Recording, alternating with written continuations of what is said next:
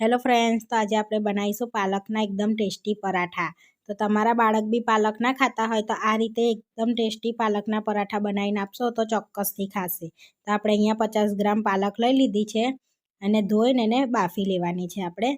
તો 2 થી 3 મિનિટ બફાઈ જાય એટલે આપણે પાણી નિતારી અને કાનાવાળા ટોપામાં કાઢી લેવાની છે અને ઠંડી કરી લેવાની છે. ઠંડી થાય એટલે મિક્સરમાં એડ કરી દેવાની.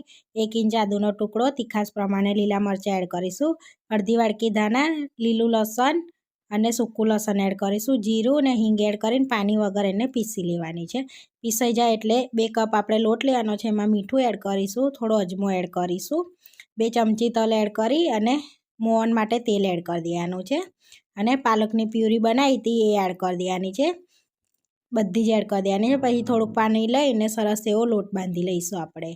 એકદમ સોફ્ટ અને સરસ લોટ બાંધી લેવાનો. પછી થોડુંક તેલ એડ કરી અને કેળવી લેવાનો છે. 10 મિનિટ રેસ્ટ આપી લેવાનો છે. પછી પાછો મસળી અને એમાંય ગુલ્લું કરી લેવાનો છે. હવે સરસ એને પહેલાં મોટી રોટલી આપણે અટામણમાં કોટ કરીને વણી લેવાની છે. પછી એની અંદર 1 ચમચી ઘી એડ કરીને બધે લગાડીને થોડો લોટ સ્પ્રિંકલ કરી લેવાનો છે અને પછી વારી લેવાની છે. પછી બીજી બાજુ પણ ઘી અને થોડોક લોટ એડ કરી અને વારી લેવાની છે અને પછી સરસ વણી લેવાની છે. ત્રિકોણ શેપમાં આપણે પરાઠા વણવાના છે. તો આ રીતે વણી લેવાની છે. પછી તો આ રીતે ત્રિકોણ શેપમાં આપણા પરાઠા વણાઈ જાય એટલે સરસ એવા શેકી લેવાના છે. તવો ગરમ કરી અને પરાઠું એડ કરી દેવાનું છે. પછી 2 બાજુ પલટાઈને સરસ શેકી લેવાનું. તમે તેલમાં બી શેકી શકો છો, આપણે ઘીમાં શેક્યા છે અને સરસ એવા લેયરવાળા તૈયાર થયા છે. જોઈ શકો છો પડ ખુલે છે. દહીં જોડે આપણે સર્વ કરી લેવાનું છે. એકદમ ટેસ્ટી પરાઠા રેડી છે.